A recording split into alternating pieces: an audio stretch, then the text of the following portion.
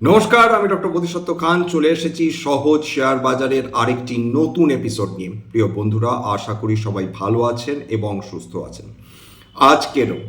আজকেরও Nifty ভয়ানক flat বন্ধ হলো, সেন্সেক্স ফ্ল্যাট বন্ধ হলো এবং অধিকাংশ সেক্টরে খুব বেশি উত্থান বা পতন আপনারা দেখতে পাননি। কেবল কয়েকটা ব্যতিক্রম ছিল, সে হয়তো ডিফেন্সের কথা আমরা বলতে পারি আলাদাভাবে, রিয়েল এস্টেটের কথা আলাদাভাবে বলতে পারি। সেটা বড় গুরুত্বপূর্ণ ব্যাপার নয়। সেই যে 3রা অগস্ট থেকে ক্লোজিং অকশন সিস্টেম শুরু হয়েছে, সেইখানে কিন্তু বড় বড় ইনস্টিটিউশনসের পার্টিসিপেশন প্রায় নেগলিজেবল বললেই ধরা যেতে পারে। অর্থাৎ পোস্ট মার্কেট আওয়ার্স বলুন বা প্রি মার্কেট আওয়ার্স বলুন, সেখানে এই মুহূর্তে ভারতবর্ষের বা বিদেশি ইনস্টিটিউশনসদের পার্টিসিপেশন বিশ্বের অন্যান্য বড় বড় মার্কেটের তুলনায় প্র্যাকটিক্যালি নেগলিজেবল, এই তথ্য মানি কন্ট্রোল দিচ্ছে। কিন্তু সেটা বড় প্রশ্ন না। প্রশ্নটা হচ্ছে এইটা যে এই যে স্ট্রেট অফ হরমুজ নিয়ে বিগত ফেব্রুয়ারি মাসের শেষ থেকে গন্ডগোল শুরু হয়েছে, যুদ্ধ হচ্ছে, ইরান আমেরিকা পরস্পরকে আঘাত করছে, মধ্যপ্রাচ্যের 8টি দেশ দারুণ সংকটে এবং সমস্যায় পড়েছে, তেল আমদানি গ্যাস আমদানি প্রায় বন্ধ হওয়ার মুখে, ভারতবর্ষের অর্থনীতি দারুণ চ্যালেঞ্জের মুখে পড়েছে, বিভিন্ন দেশে ইনফ্লেশন জনিত কারণে মানুষের মনের মধ্যে ক্ষোভ বৃদ্ধি পাচ্ছে। উল্লেখ্য যে আমেরিকাতে এই ক্ষোভ সবচেয়ে বেশি, কারণ আমেরিকাতে ইনফ্লেশনের প্রভাবের ফলে তেল এবং গ্যাসের দাম দারুণভাবে বৃদ্ধি পেয়েছে এবং জনগণের ক্ষোভ তাদের সরকারের ওপর ধীরে ধীরে বৃদ্ধি পেয়ে চলেছে। তার কারণ তারা বিলক্ষণ জানেন যে এই যুদ্ধটি তাদের নিজেদেরই সরকারের তৈরি করা বা সৃষ্টি করা। এইবার যতদিন যুদ্ধ ছিল, অর্থাৎ 3-3.5 মাস যে যুদ্ধ ছিল, সেই সময় আপনারা তেলের দাম, ব্রেন্ট ক্রুডের দাম $126 অবধি উত্থান দেখেছিলেন। ক্রুড অয়েলের দাম $110 কাছাকাছি পৌঁছে গিয়েছিল। সেখানে যুদ্ধ বন্ধ হওয়ার ইঙ্গিত পেতেই সেই ক্রুড অয়েল, ব্রেন্ট ক্রুডের দাম যথেষ্ট নিচে নেমে এসেছে। সেটা আর বিশদভাবে বলার প্রয়োজন নেই। এই মুহূর্তে ব্রেন্ট ক্রুড $84 থেকে $85 প্রতি ব্যারেল ট্রেড করছে। ব্রেন্ট ক্রুডও মোটামুটি $80 আশেপাশে ট্রেড করছে। কিন্তু সিগনিফিকেন্ট যেটা, অর্থাৎ যুদ্ধকালীন পরিস্থিতিতে যেটাকে হেজিং অ্যাসেট হিসাবে ধরা হয়, অর্থাৎ সোনা, তার দাম প্রায় 14% কমে গিয়েছিল 2026-এর যে হাই ছিল তার থেকে। অর্থাৎ সোনার পার্টিসিপেশন ছিল না এই যুদ্ধকালীন সময়ে, বরঞ্চ বলা যেতে পারে ডলার অন্যান্য কারেন্সির তুলনায় ক্রমাগত শক্তিশালী হয়ে উঠছিল। এমনকি ডলার ইন্ডেক্স এক সময় 101.47 পৌঁছে গিয়েছিল। তারপর ইরান আমেরিকা যুদ্ধ আপাতত স্থগিত বলা চলে, বা খুব কম সংঘাত বা সংঘর্ষ হচ্ছে বলা চলে। ওমানের মাধ্যমে একটা সমঝোতার জায়গায় আমেরিকা বা ইরান আসতে চলেছে। এইটা সম্ভবত একটি বড় কারণ হিসেবে দাঁড়িয়েছে যে তেলের দামে আমরা পতন দেখেছি। কিন্তু তার সঙ্গে যেটা সিগনিফিক্যান্ট, অর্থাৎ শান্তিকালীন সময় যেখানে সোনার দাম ইউজুয়ালি র্যালি করে না, সেই সোনার দাম বিগত এক মাসে 14% বেশি র্যালি করে ফেলেছে।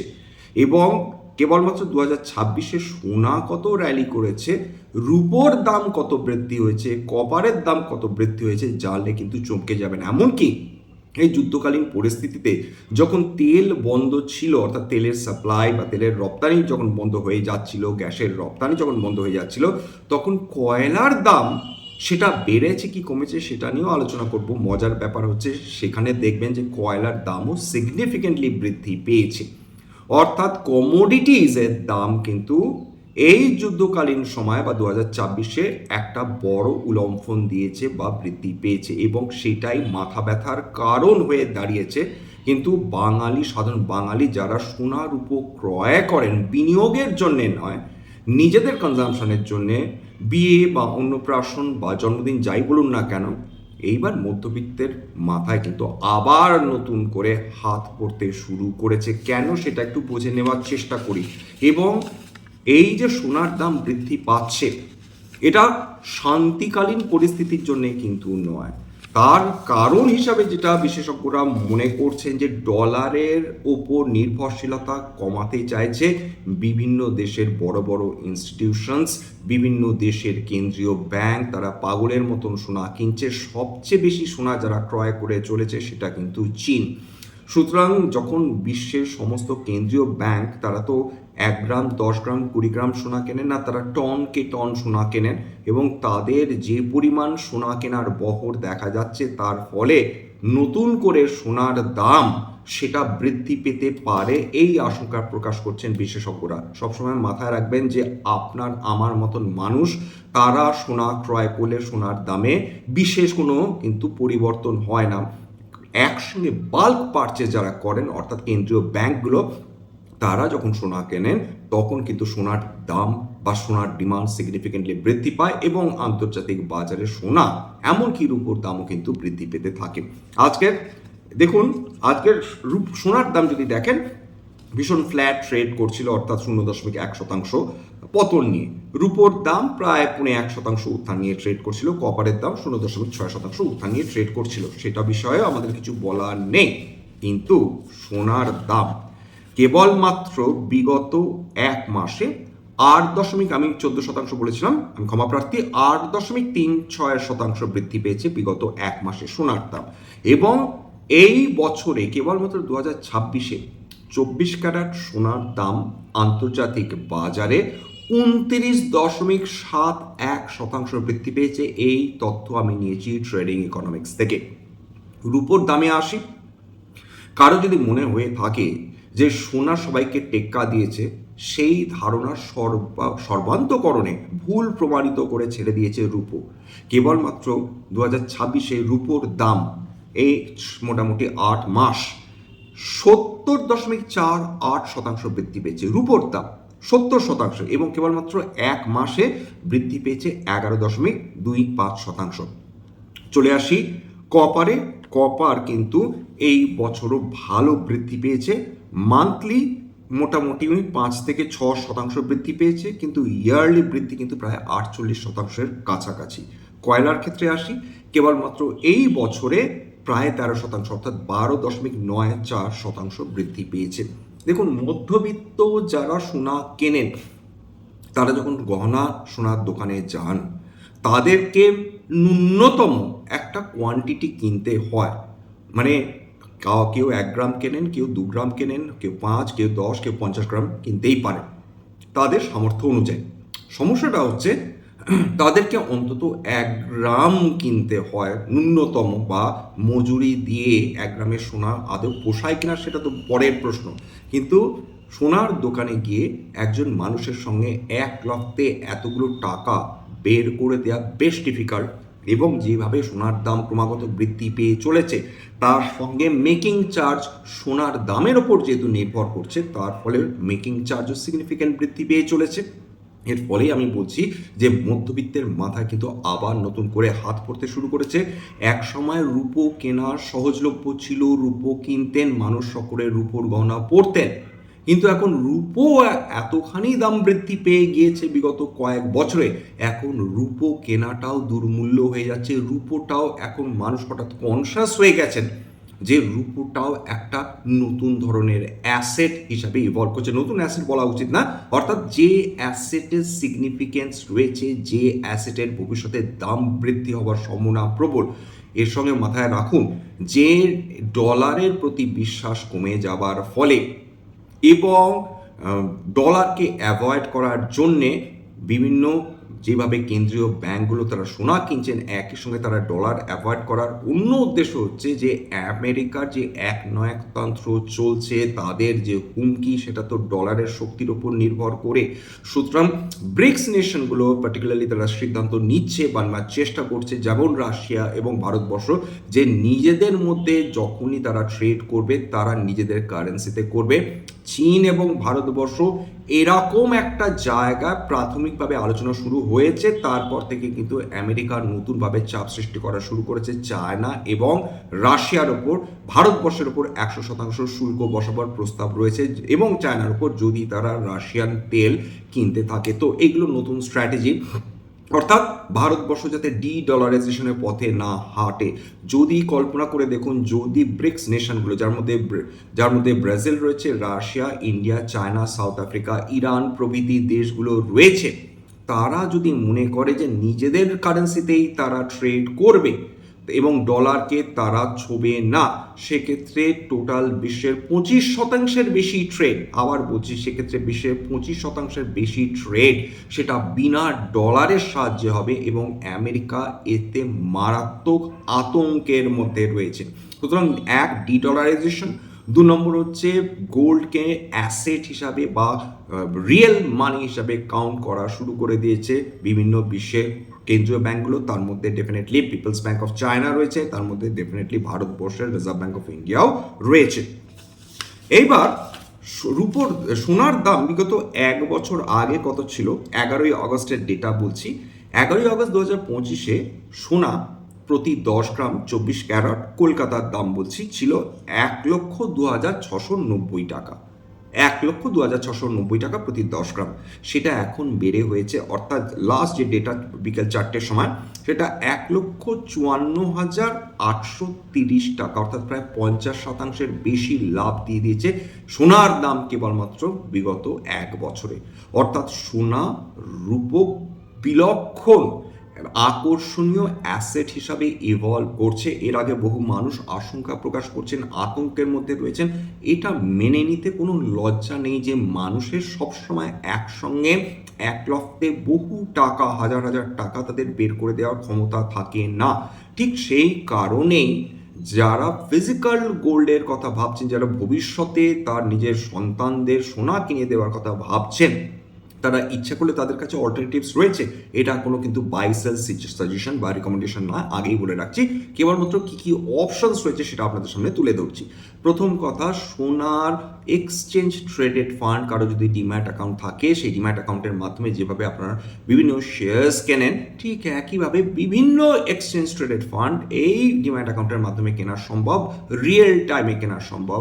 এবং একটা ইউনিট কোনোটা 90 টাকা, কোনোটা 100 টাকা, কোনোটা 130 টাকা, এরকম দামে কিন্তু সোনার ইটিএফগুলো কিন্তু সেটা ক্রমাগত সেগুলো কিন্তু ট্রেডেড হতে থাকে।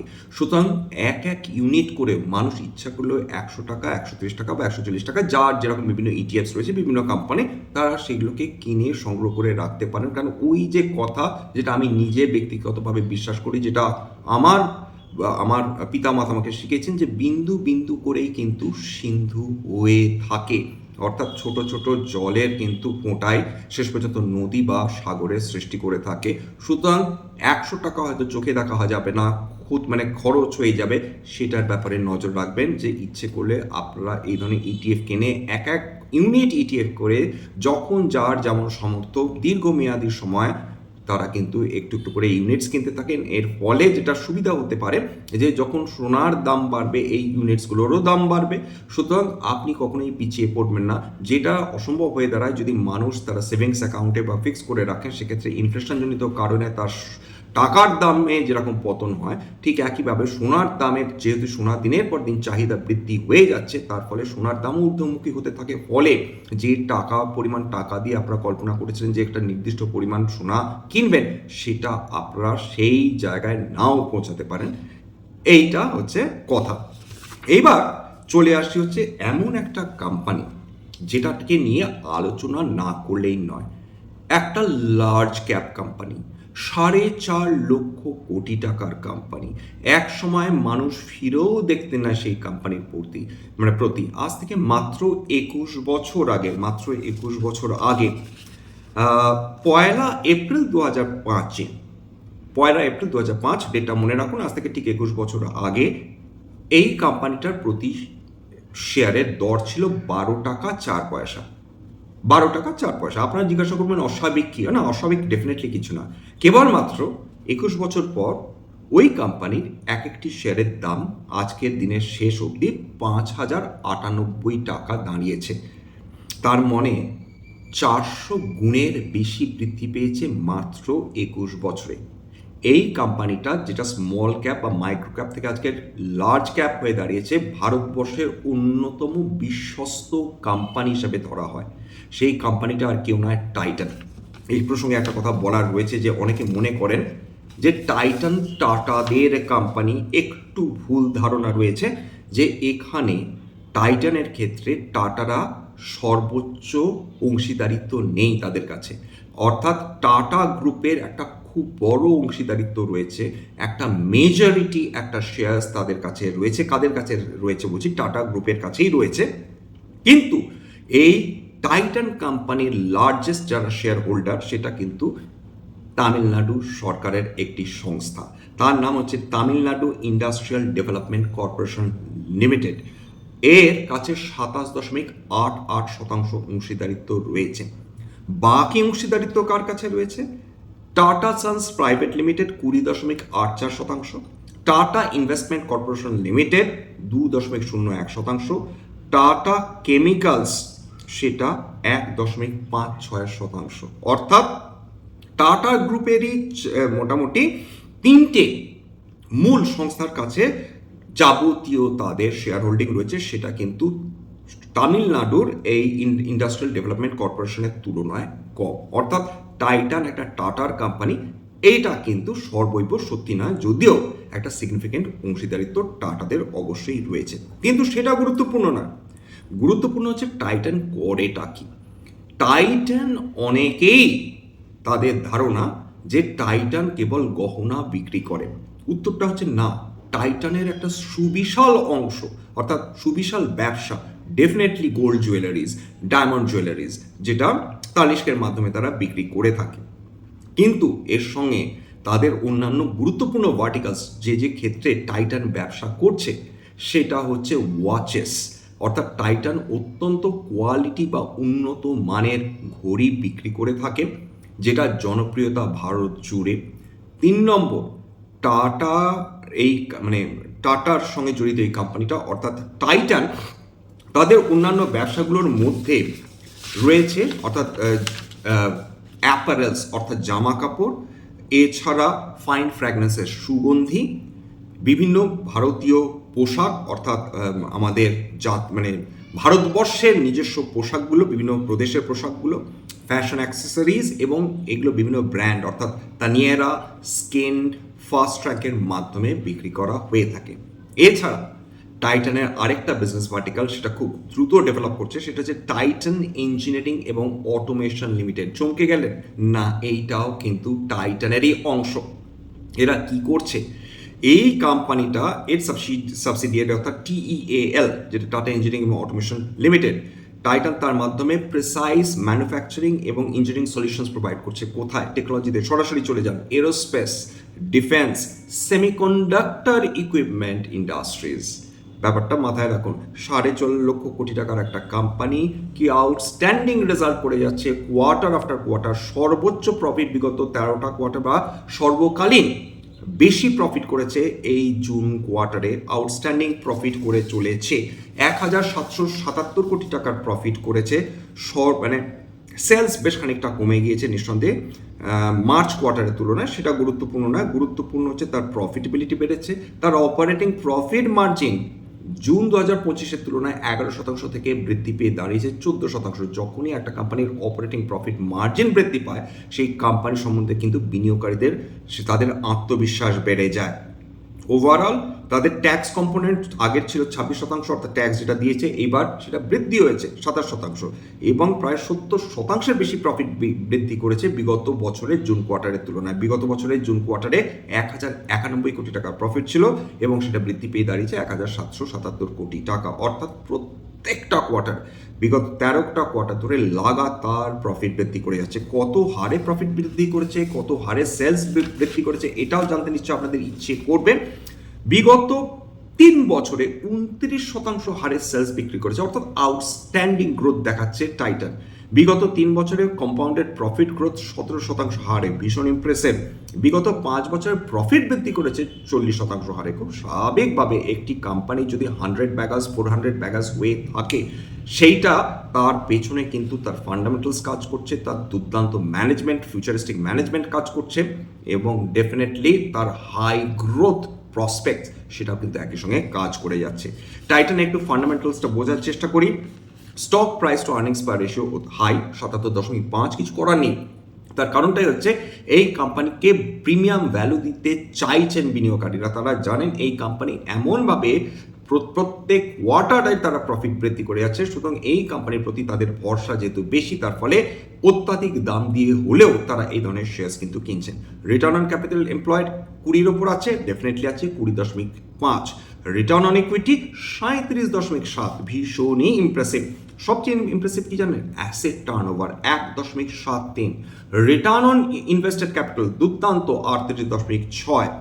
এছাড়া এর ফ্রি পজিটিভ ক্যাশ ফ্লো বিগত 5 বছর ধরে পজিটিভ 4,736 কোটি টাকা। ফ্রি ক্যাশ ফ্লো এই কেবলমাত্র এই বছরে 4,713 কোটি টাকা। এছাড়া ডেট টু ইকুইটি একটু হাইয়ের দিকে, সেটা অস্বাভাবিক না জুয়েলারি কোম্পানির ক্ষেত্রে 1.95। এবার প্রাইস আর্নিংস গ্রোথ রেশিও সেটা কিন্তু বেশ হাইয়ের দিকে, সেটা কিন্তু 4.68। কিন্তু ওভারঅল এই ধরনের কোম্পানিকে প্রিমিয়াম দিতে বিনিয়োগকারীরা সবসময় চাইছেন এবং এই কোম্পানি প্রত্যেক কোয়ার্টারে বিনিয়োগকারীদের অবাক করে দিয়ে আউট পারফর্ম করছে।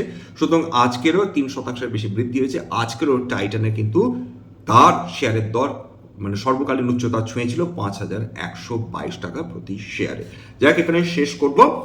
স্ট্যান্ডার্ড ডিসক্লোজার যে কোম্পানিটাকে নিয়ে আলোচনা করলাম, হতে পারে তার মধ্যে আমার নিজস্ব কোনো বিনিয়োগ নেই, আমার পরিবারের কোনো সদস্যের বিনিয়োগ থাকলেও থাকতে পারে। ভবিষ্যতে যদি তারা নতুন করে কেনেন বা বিক্রি করেন, আগাম বিজ্ঞপ্তি দিয়ে কিনতে বা বিক্রি করতে পারবে না। উল্লেখ্য, প্রয়াত সুবিখ্যাত লেজেন্ডারি শ্রী রাকেশ ঝুনঝুনওয়ালার স্ত্রী রেখা ঝুনঝুনওয়ালার এই কোম্পানিতে 5% বেশি তার কিন্তু ইনভেস্টমেন্ট রয়েছে, অর্থাৎ প্রায় বলা যেতে পারে প্রায় 22,500 কোটি টাকার উপর কিন্তু তার ইনভেস্টমেন্ট রয়েছে, তার শেয়ার হোল্ডিং রয়েছে এই কোম্পানিটিতে।